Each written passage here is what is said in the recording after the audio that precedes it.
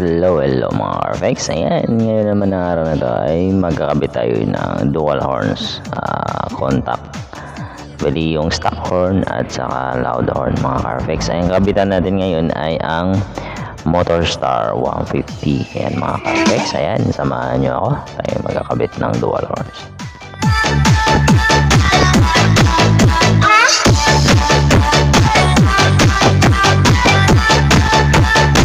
Ayan, gabit natin yung ito mga RFIXM ay ang toggle switch na 3-way mga RFIXM. Ayan ay gabit natin.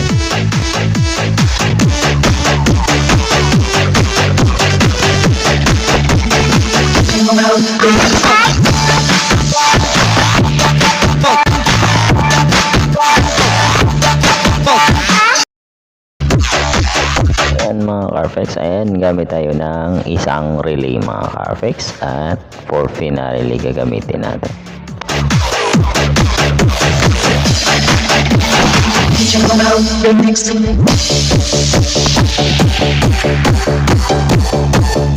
Ayan, binuksan natin ito mga RFIXM. Ayan, ilatag natin yung mga wiring nya.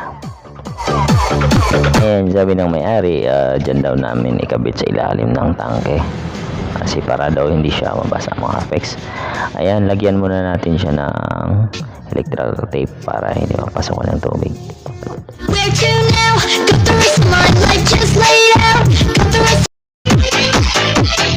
Ayan mga RFIXM, ay kabit pala natin yung dual horn na PIA horn mga RFIXM.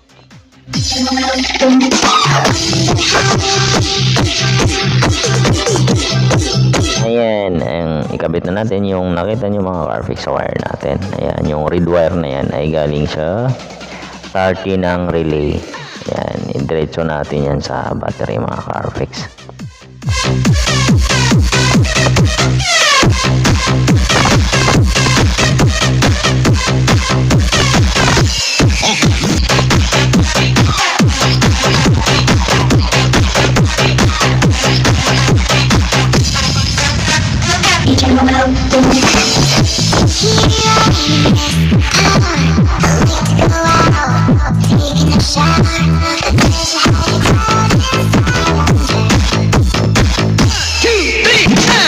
Ayan, mga RFIXM. Ayan, lagyan natin yung ating 30 sa positive ng battery. Ayan, next natin.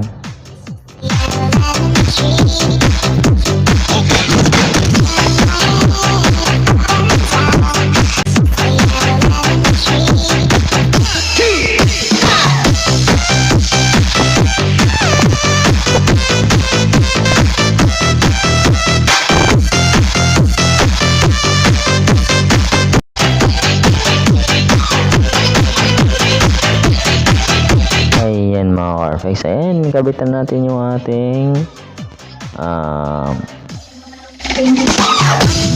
wire sa ating busina. Ayan, lagyan natin ng socket para maganda yung kaapit.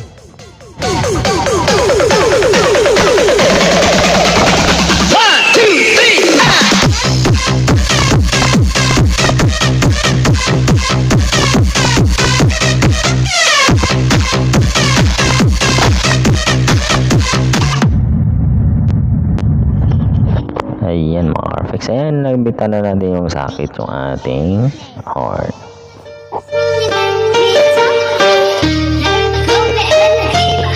Ayan, ito mga RFIXM, ayan yung source natin sa ating stock horn. Ayan, yan yung kanyang wire mga RFIXM. Ang kulay pala niyan mga RFIXM ay green at saka light green. Ayan yung papunta sa stock horn. Ayan, balatan natin yan mga RFIXM.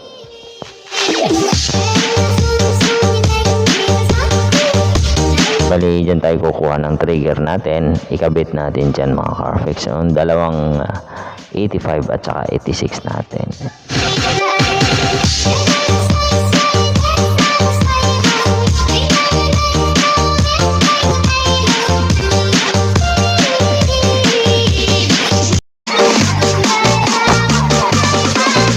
Explain ko pala sa inyo mga RFIXM. Ang green yan ay ground. At saka yung itong Motorstar para yun mga Carfix ay ang color coding yan ay pareho lang sa Honda mga Carfix. Ang light green yan ay ang horn ng trigger ng Honda ay ng Motorstar ay light green, yung positive trigger siya mga Carfix. Tapos yung kanyang green, yan yung kanyang ground lang sa kanyang busina. Kaya galing yan sa light green, galing yan sa switch sa busina. Yung pag pinipindot niyo, yan yung nagtitrigger. Ayun mga Carfix, putulin natin yan. Dalawa kasi yung wire niyan, kasi dalawa yung stock horn niya. At ikabit natin yung busina na PIA horn, dalawa din. Kaya yung wire ng stock horn niya, dalawa siya. Dalawa yung green, dalawa yung light green. Ayan, ikabit natin yung mga Carfix, ikabit natin yung 3-way na switch, na toggle switch mga Carfix.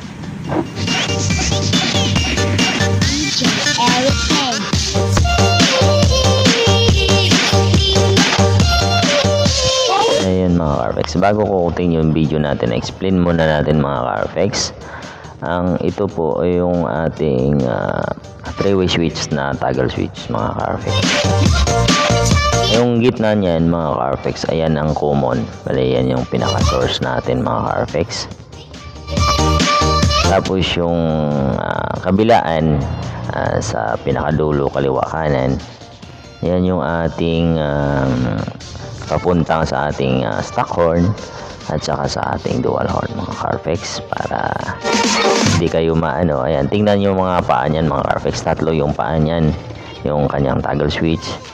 Ulitin ko uli, yung sa gitna yan yung common, yung kaliwa at saka kanan niya sa pinakadulo, yung dalawa, yan yung wala naman polarity yan mga Carfix, kung saan lang yung gusto nyo wire, basta kaliwa kanan, yan yun. Sa kaliwa, yan yung pwede ilipat ninyo, pwede rin nyo ilagay sa stock horn, pwede nyo ilagay sa dual horn mga Carfix.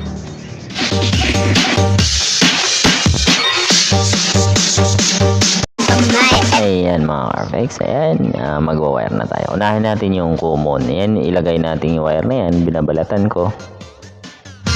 Ilagay natin yan sa gitna, yan sa common. Mag-wire muna tayo mga Carfix.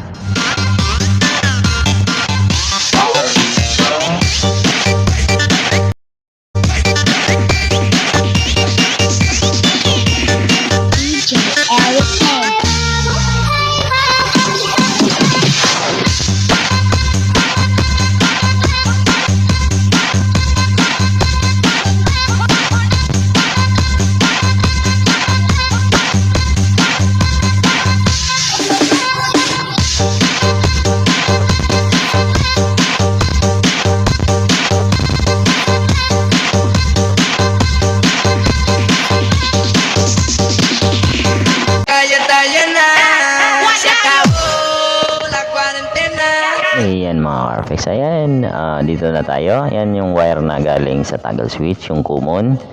Yan idugtong natin yung wire, yung papunta sa switch, galing sa handle switch niyo sa post button niyo sa busina. Ayan, papunta yan ha. Hindi papunta sa busina. Yan, putulin niyo yan, dalawang wire niyan. Yan ilagay niyo sa common mga Carfix. Ayan yung common natin. Yung natira, yung dugtong papunta sa stock horn, mamaya na yan mga Carfix. Ayan, para ano ninyo. Ayan, masubaybayan ninyo mga Carfix.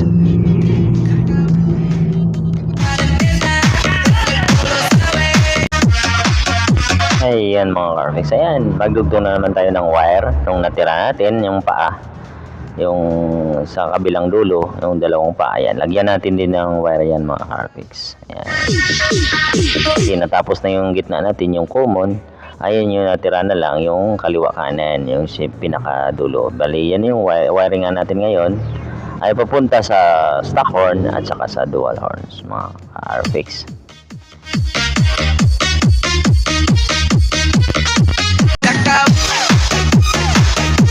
Ayan mga Carfix, ayan, rewire na natin yung kanyang toggle switch. Ayan, lagyan natin ng dalawang wire, yung magkabilang dulo ilagay natin.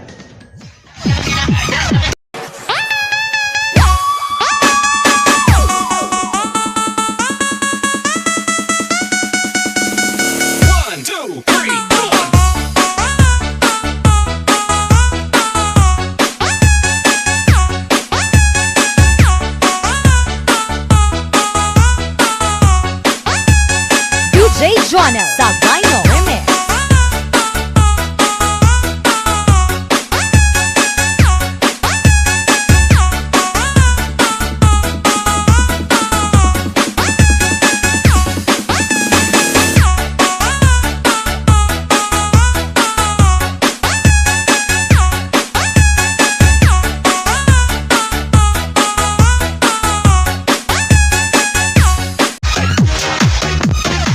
Ayan mga RFIX, ayan, tapos na tayo. Ayan, yan yung wire na dalawa natira. Yung isang wire galing sa kaliwa kanan, yung isa diretso ninyo sa stock horn ninyo mga RFIX. Kanina yung naputol natin, diba naalala nyo kanina mga RFIX, dalawa yung wire kaliwa kanan. Yung unang wire, yung isa ilagay natin sa pinutol nating light green. Bali dyan natin siya idugtong mga RFIX.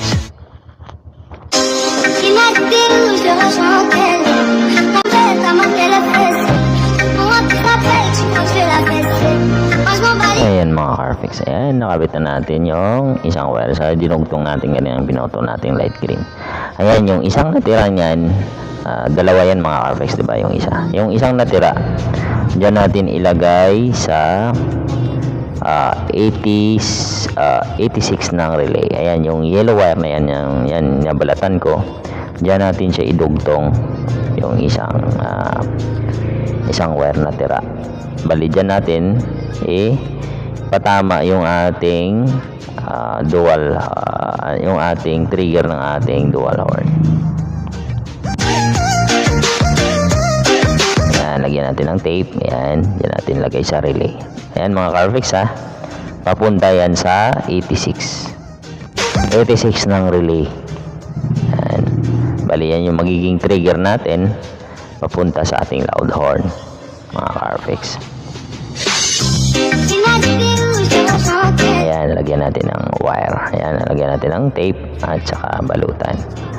Ayan, diba? Okay na yung ating toggle switch. Ayun, ngayon sa relay mayroon pang natirang isa. Yung isang wire ay yung isang number 85. Yan yung ground natin. Yan, dugtungan din natin yan. Tapos lagyan natin ng tape.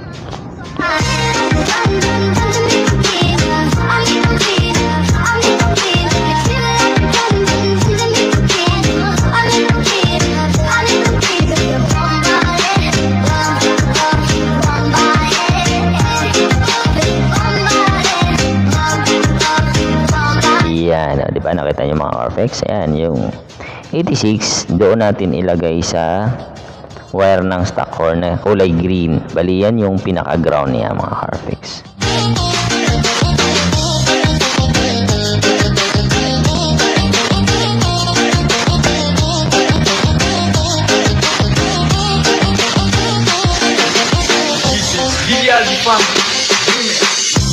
Ayan, diba? Okay na siya yung ating relay.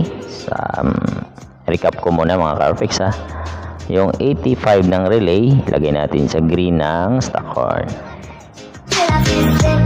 Tapos yung 87 ng relay, yan yung galing sa toggle switch natin kanina. Yung sa toggle switch natin yung magkabilang dulo, yung kaliwa at kanan. Yan, wala namang ano yan kung saan nyo ilagay yan mga RFIX.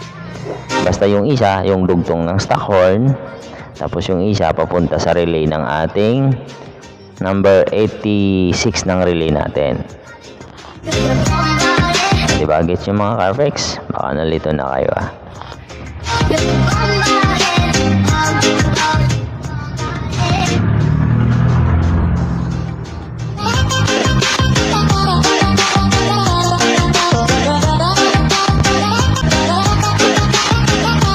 Ayan mga RFIX, ayan, tapos na natin yung wire natin sa 85 at saka 86. Ngayon wire natin na naman relay natin yung 87 at saka ground ng ating busina, yung ating loud horn mga ka-RFX. Ayan, itip na natin dito sa gilid para magiging safe yung ating relay. Lagyan natin siya ng iipit natin dyan at saka lagyan natin ng tape o kaya lagyan nyo ng cable tie mga ka-RFX.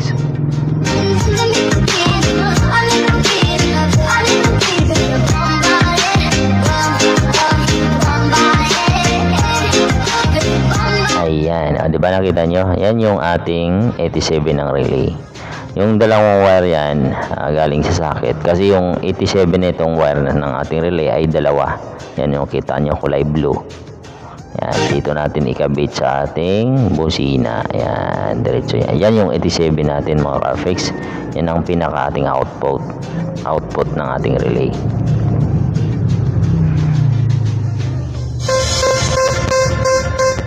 Yan, kabitan niyo yung wire, dalawang wire yan mga ka-RFX.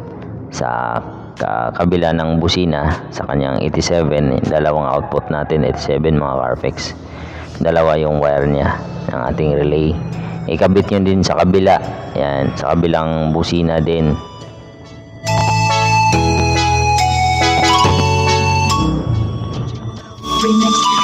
Yan, lagyan nyo ng tape. Yan, next natin yung sa kabila nating busina. Lagyan din natin ng wire yan, yung natirang kulay blue, yung isa. Yan, ikabit din natin yan doon sa kabila. Yan, kumuha tayo ng extension wire kasi hindi aabot doon sa kabila.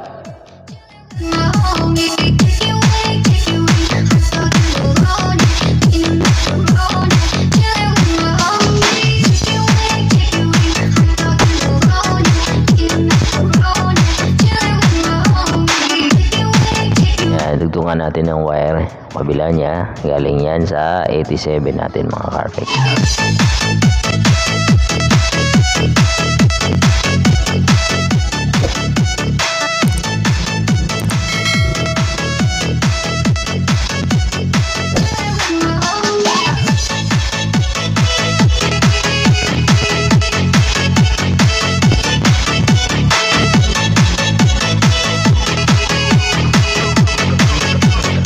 Ayan, okay na siya mga ka-RFX. Ayan, yung 87 natin, okay na siya. Lagyan na lang natin ng tape. Bali yung 87 natin sa kabilang paa ng busina at sa kabilang paa ng busina. Dalawang busina kasi yan mga ka-RFX. Loud horn. Iya horn mga ka-RFX. Ayan, lagyan ko ng extension kasi hindi abot yung 87 sa kabila. Yung isang wire ng 87 hindi abot. Tapos yung paa na lang ng kabila, bali yung kabitan na lang natin ngayon ay ground na lang ng busina pag matapos natin yung 87 na to.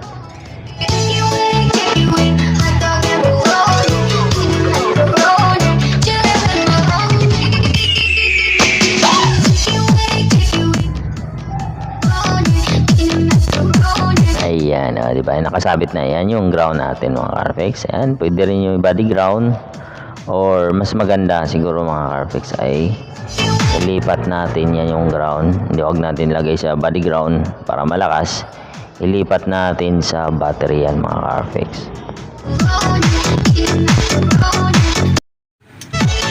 Ayan mga ka-RFX. Ayan, nakita nyo. Ayan, nilagyan natin ang ground. Ayan, papunta sa battery. Yan yung ground ng ating busina. Ayan sa kabila, positive naman papunta sa ating number 30 ng ating relay. Perfect. Lipat muli. Stakon. Ay sa loud. Lakas pala yan, ano? Ayan, maraming salamat sa inyo sa pagsubaybay sa ating video at God bless sa inyo lahat mga ka-RFIX.